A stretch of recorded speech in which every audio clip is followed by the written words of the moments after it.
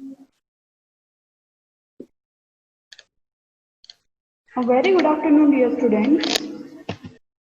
I, Professor Sonal Agrawal, welcome you all on my digital platform. For this is the lecture for the subject Banking, Law and Practice Paper 2. I hope you all are safe at your place and doing well. In the last lecture, we started with the Unit 4, that is the bank guarantee. In that, we discussed the meaning of the bank guarantee, the general meaning, and the definition which is given under the section number 126 of the Indian Contracts Act. After that, we discussed the parties which is involved in the contract of guarantee. As we discussed that there are three parties, that are creditors, that is banker, second is the principal debtor, or third is the guarantor.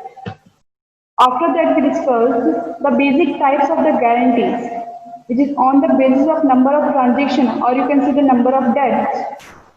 On that particular basis, the guarantee is bifurcated into the two categories. The first one is the specific guarantee, and the second one is the continued guarantee. That the specific guarantee is for a single transaction, and continued guarantee is for number of transactions. After that, we discussed the rights of the guarantee or the rights of the surety, that the person who is the guarantor or the person who is the third party who gives the promise about the discharge of the liabilities of in behalf of the customer in case of default. So this type of person is also having some of the rights. So we discussed the rights of the guarantor in the last lecture. That is first one, right to revoke the continued guarantee.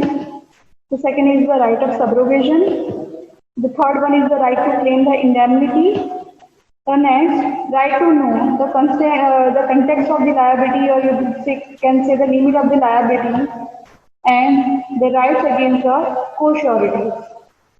In today's lecture, we are going to start with the topic, the discharge of surety, or it is also known as the end of guarantee. That in what circumstances that guarantee comes to an end, how the suretor or how the surety can discharge from the liability or the promise. So there are certain circumstances where the guarantor automatically discharged from the liability. Here in the last lecture, we discussed about the rights of the guarantor. In that, the first point is that the right to revoke the continued guarantee. If the guarantor wants to revoke the guarantee at any particular period of time, if the guarantor feels that now the guarantor is not ready to fulfill the promise or not want to fulfill the promise, so for the future debt, the guarantor can revoke the guarantee after giving the notice to the banker. But now today we are going to discuss that in this type of circumstances, that guarantee comes to an end automatically. There is no need of notice, there is no need to inform to the banker, the guarantee comes to an end automatically if these types of circumstances arise. So which are they? So let's start with the topics. That is, first one is the death of the surety. The second one is the discharge on variation in terms. The third one is the discharge by release of the principal debtor.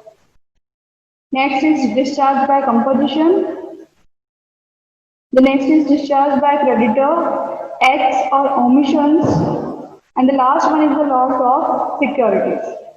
Now let us discuss it one by one in details. That first one is the death of the surety. Means in case the guarantor or the death of the person who gives the promise, it brings the guarantee comes to an end, or you can say the continuous guarantee comes to an end automatically. Here, when the person who gives the promise to discharge the liability in behalf of the customer in case of default, if the person or the third party dies, in that situation, the continuous guarantee comes to automatically at the end. Now, there is no need to submit the notice of debt to the creditor. There is no need to submit the notice of the debt to the banker. The guarantee comes to an end and automatically. No pre-notice is required because as we know, life is uncertain. Even after the death of the person, there is not a responsibility of the family members or the legal heirs of that person to inform to the bank. Why? Because the person who gave the guarantee is now no longer there. Where the person is not alive. So now this is not the responsibility of the family members or the legal heirs to inform to the bank. The guarantee, the continuous guarantee comes to an end automatically. The second one is the discharge on variation of terms. When you, as a guarantor, be ready to give the promise to the banker that yes, I am ready to pay you the amount of dues in case of default of this person. In that situation, you may aware about all the rules and regulation of the contract. Here, before giving this type of guarantee, you should be aware about the rules and regulations. But after giving the guarantee, if any rules and regulations, or you can say the terms and conditions of the contract changed by the banker or by the customer himself without asking for the consent from you as a guarantor, then the guarantor is having the authority, or the person who is the surety is having the authority to having the authority to revoke the guarantee. At that time, if any variation is done without the consent of the surety, then the guarantee comes to an end. Why? Because surety is you can say the secondary debtor. The surety is the person who is directly or indirectly related with the contract between the customer and banker. So it is the right of the customer, it is the right of the guarantor to know if any variation is going to be done in the terms and condition of the contract. So if this type of variation is done in the contract, suppose before giving the guarantee, the terms of the payment of premium are monthly. But after giving the guarantee, the terms are changed. They change the terms in the quarterly mode without the consent of the guarantor. So in that situation, the guarantor is no more liable to pay the dues amount. Why? Because this type of variation is done without the consent of the guarantor. So in this situation, the guarantee comes to an end automatically. No pre-notice or no any information is required to follow. The third one is the discharge by a release of the principal debtor. Suppose a person who has given the guarantee in behalf of the principal debtor, of course, why? Because guarantor has not taken a loan. The guarantor has given the guarantee in behalf of the principal debtor. If the principal debtor released from the liability, suppose by giving the due amounts with interest or by any other reason, by a law or by an act, if this principal debtor released from the liability, then automatically the secondary debtor will release from the liability. Now, there is no need of the notice. Yeah, if the guarantee is in behalf of the principal debtor, of course. Yes, if the principal debtor released from the liability or the discharge from the liability by any reason, the reason may be the principal debtor has paid the full loan amount with the interest. This may be one of the reason. This may be the one of the reason that now the principal debtor is no more longer responsible to pay the loan amount because of the changes in some of the government rules or the policies.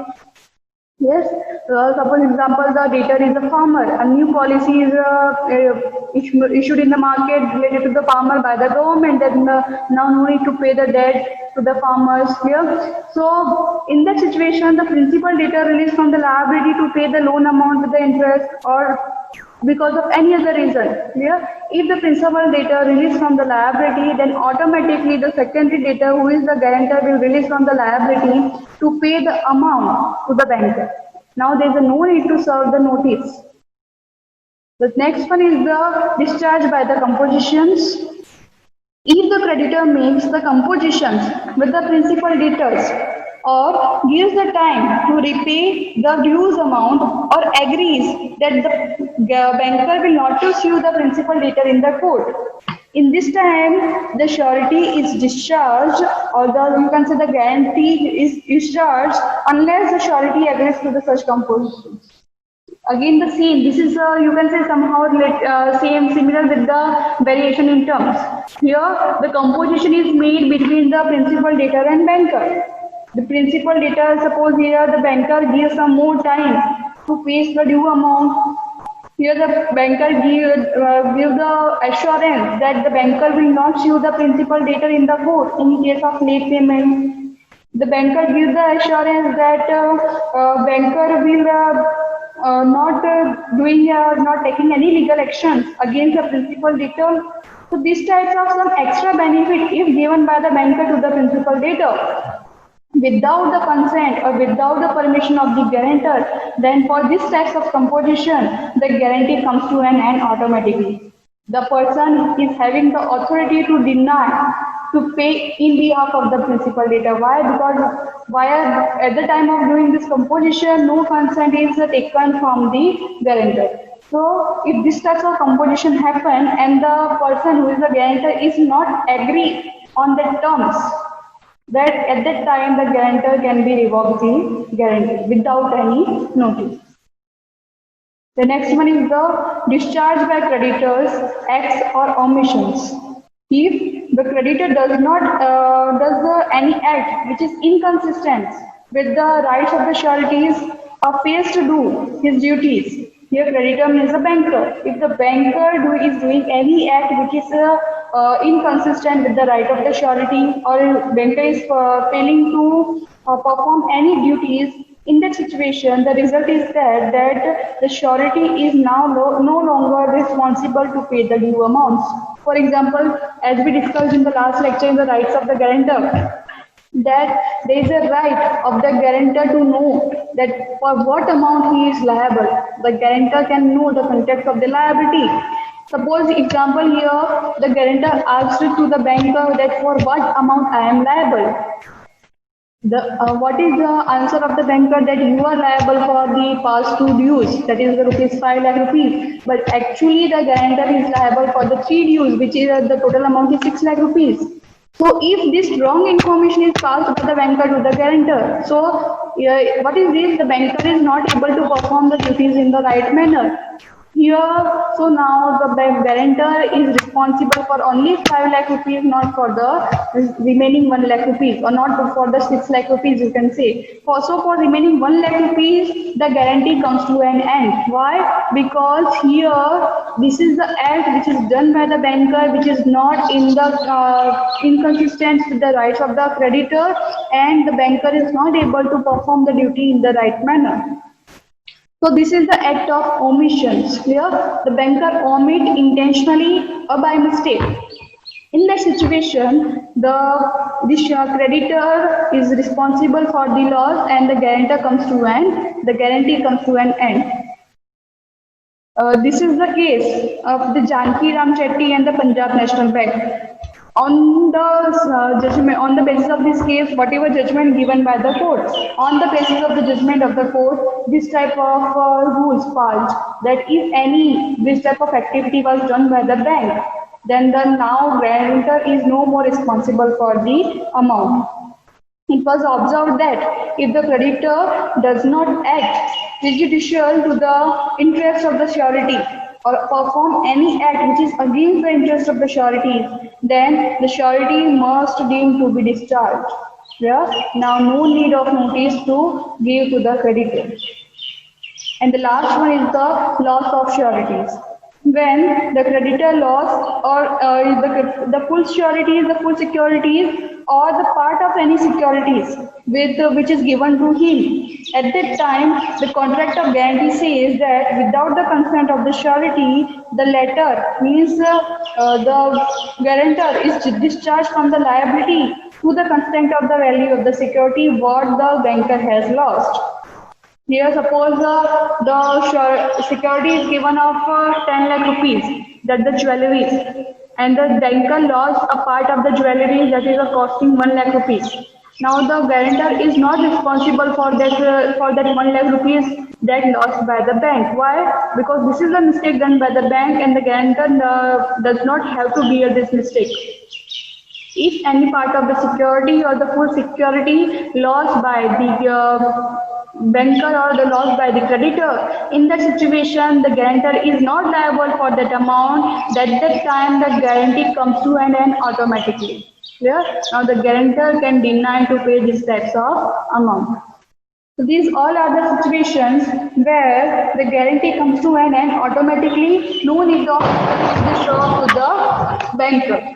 Which are they? The first one is the death of the surety. When the person who gave the promise dies, at the time there is no responsibility of the family members or the legal heirs to serve the notice of death. The guarantee comes to an end automatically. The second one is the discharge on variation in terms. If any terms and conditions of the contract which is between the banker and customer is changed without the consent of the guarantor, at that time the guarantee comes to an end automatically.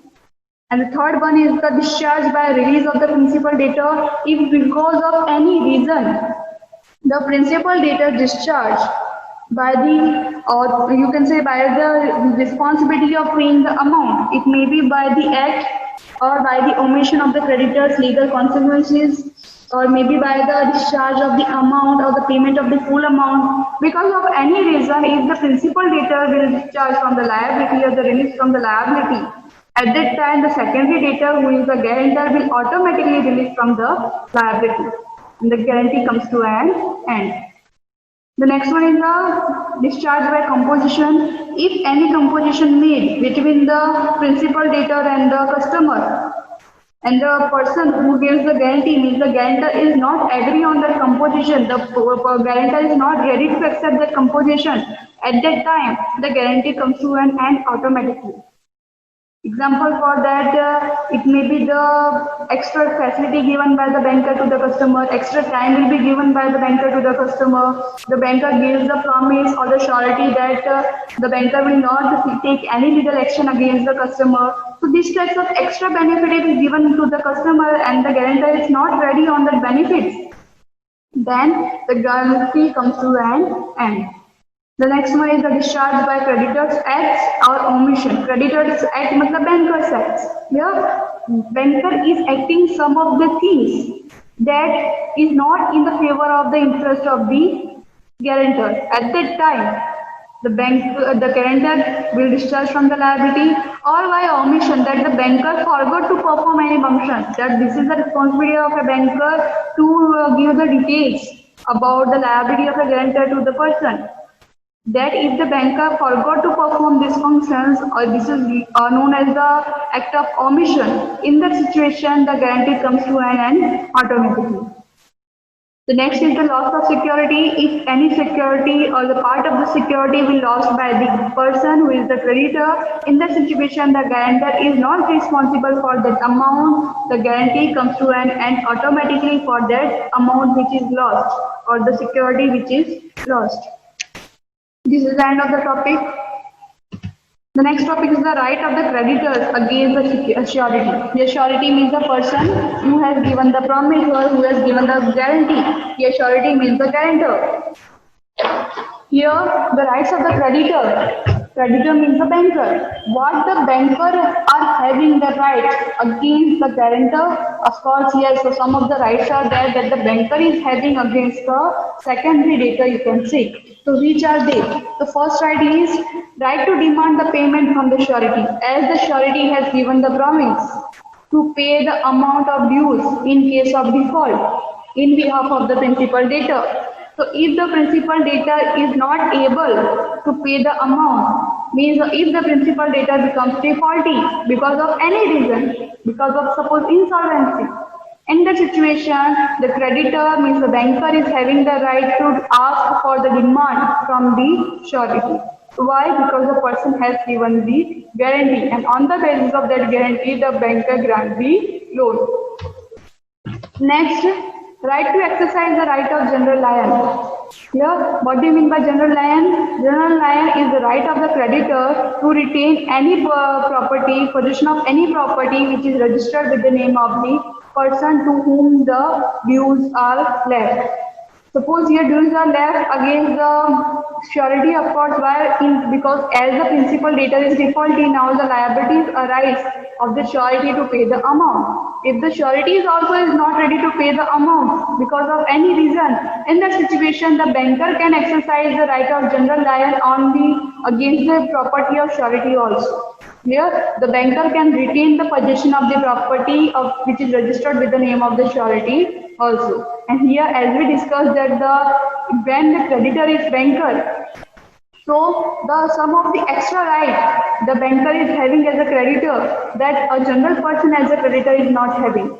So the banker's right of general lion which is more than the right of general lion if the creditor is banker. So here the banker can sell your property also to recover the loan amount.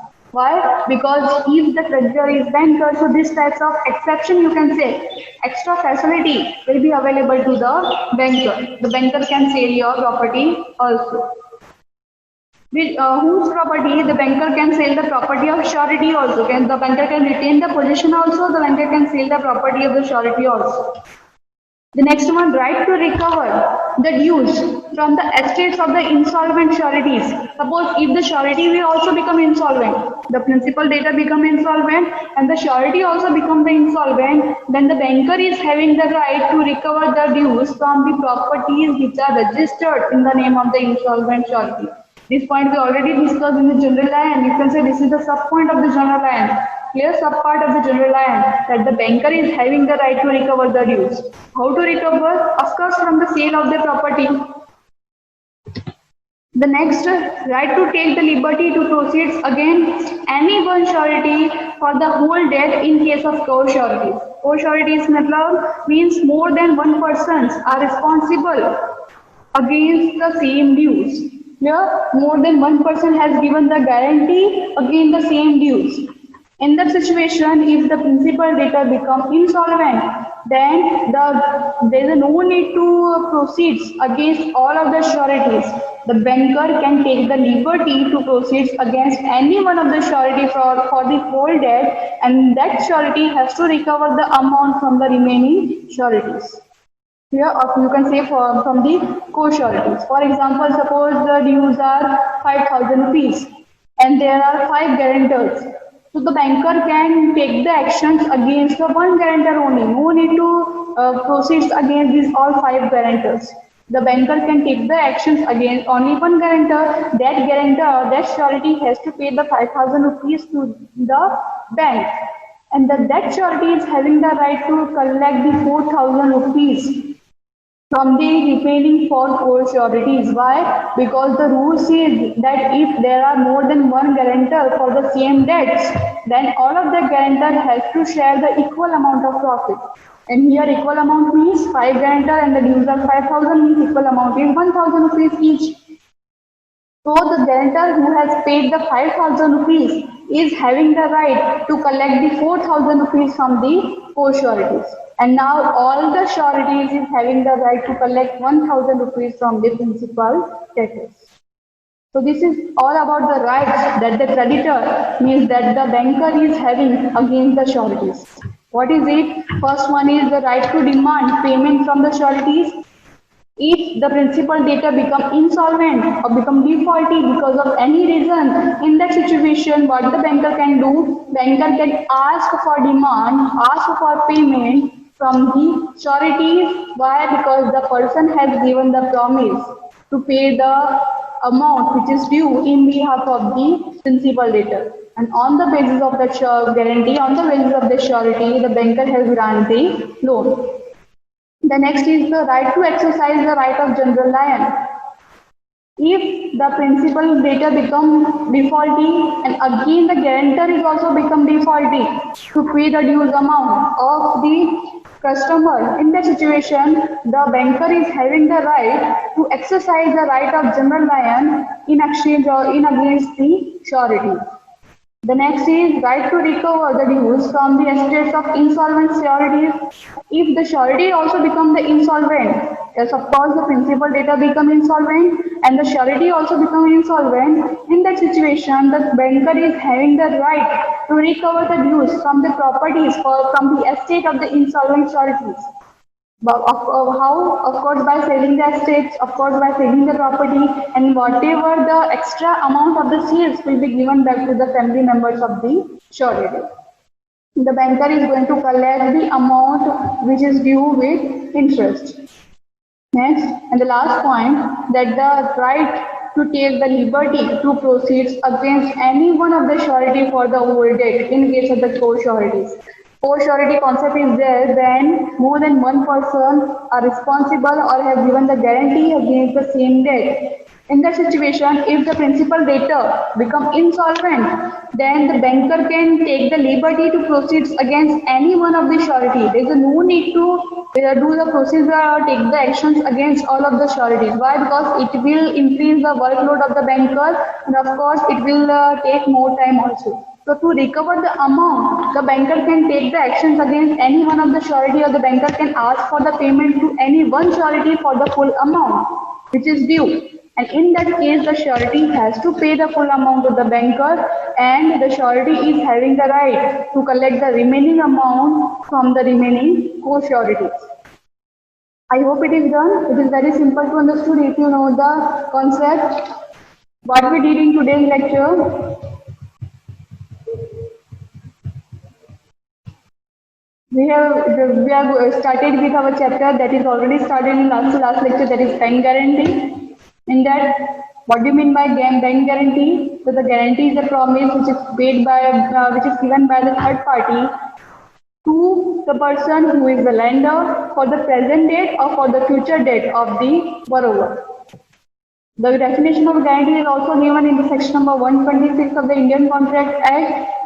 Guarantee is the contract to perform the promise or discharge the liability of the third person in case of default. Then we discussed the parties which are involved in the contract of guarantee, that is the creditor, the person who has granted the loan, principal debtor, the person who has taken the loan, and the guarantor is the third party who gives the promise to discharge the liability if the principal debtor becomes defaulting. Here the guarantor is also known as the secondary debtor, and he is also known as the surety. Surety word is generally used in your examination. Then basic types of the guarantee. So the guarantee is of two types, specific guarantee and continuous guarantee. It is based on the number of transactions, that on the basis of number of transactions, specific guarantee which is for a single transaction, and the continuous guarantee which is for number of transactions for a particular period of time.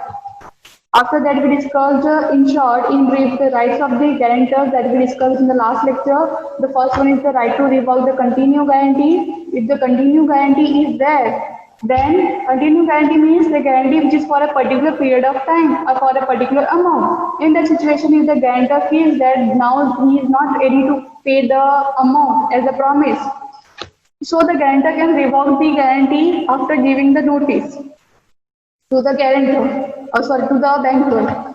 Next, right of subrogation, that after discharging the liability in behalf of the principal debtor, now the guarantor becomes the creditor of the principal debtor, and the now principal debtor is liable towards the guarantor. The guarantor is having the right to recover the amount from the principal debtor. The guarantor is having all the rights as a creditor, which the banker was having.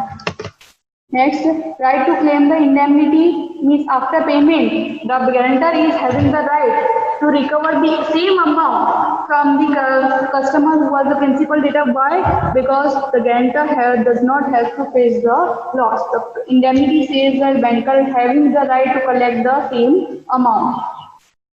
Right to know the context of the liability, it is the duty of the banker, if it is asked by the guarantor the amount of the liability for which he is responsible, so the banker has to disclose this information. But banker has not to disclose any other information related to the account of the customer. Why? Because it is the duty of the banker to maintain the secrecy of customer's account.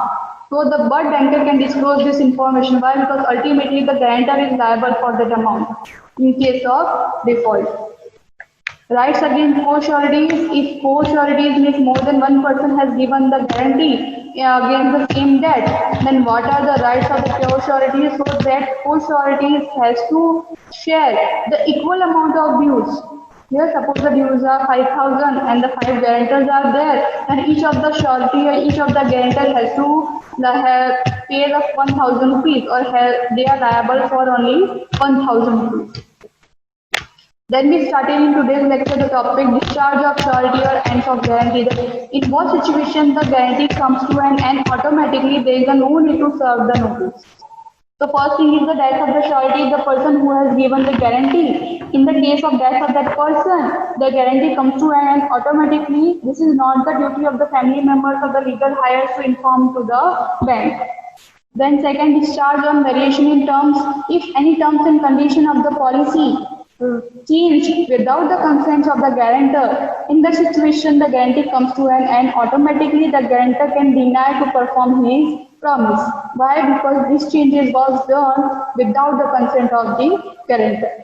Then discharged by release of the principal debtor. If because of any reason, if principal debtor released from the liability, then automatically the secondary debtor who was the guarantor is released from the liability. The next, discharge by composition. If any composition made between the principal debtor and the creditor, and the guarantor is not ready on that composition, then the guarantee comes to an end automatically. And next, when the discharge by the creditors acts, that creditor means a banker acts something which is inconsistent, which is not in the favor of the right of the guarantor, or omission means the banker forgot to perform any duty. At that time, the liability comes to an end, and the guarantee comes to an end automatically. The last one, loss of security. If the loan is given against the security also and against the guarantee also. In that situation, if the security lost by the banker or the part of the security lost by the banker, in that situation, the guarantor is not liable for that lost amount, which is lost by the banker. The guarantor is responsible for the guarantee which is given by him only. So this is all the end of the guarantee. Again, this topic is also IMP from the examination point of view. Next, right of the creditor against the surety. What the right the banker is having against the surety or against the guarantor? The first thing is right to demand for the payment from the surety, as of course, yes, surety has given the promise to pay in case of default in behalf of the customer, and on the basis of that surety, on the basis of that promise, the banker has granted loan. So of course, yes, the banker is having the right to demand the payment from the surety if the principal debtor is not able to pay. The next is right to exercise the right of general lion. Yes, of course, if the surety is also not able to pay or not ready to pay, in that situation, the banker is having the right to exercise the right of general lion against the property of the surety also. With this, the banker is having the right to, of course, keep the possession, and with this, the banker is also having the right to recover the dues from the estates of insolvent surety also. Why? Because the person who becomes insolvent has given the promise to discharge the liability in case of default. The banker is having the right to cover the dues from that person also.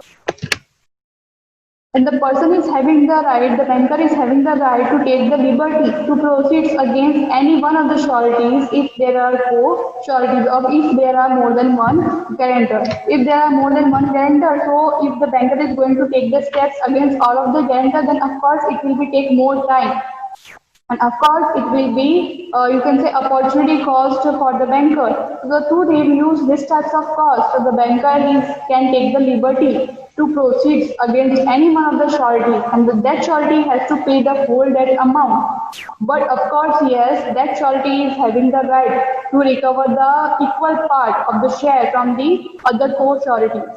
And other co-sureties are liable towards surety. And after paying the amount, all the sureties are having the right to recover the amount from the principal debtor. So this is the principle of subrogation, that transfer of right of the creditor from one party to the another party. This is end of the today's lecture. I hope you all understood this topic. We are going to meet in the next lecture, and in the next lecture we are going to discuss this topic, precautions that could be observed in taking guarantees. As if you are a banker and you are ready to grant the loan on the basis of the guarantee which is given by any third party, so what should be the precaution taken by you? What the precautions should a banker take as a lender? That precautions we are going to discuss in next lecture. Till then, stay home, stay safe, start learning, because learning is a continuous process, and as I said in my last lecture, that sometimes letter becomes never. So if you want to learn anything, then learn it now. If you want to do anything, then do it now. Stay home, stay safe. We are going to meet in next lecture. Thank you.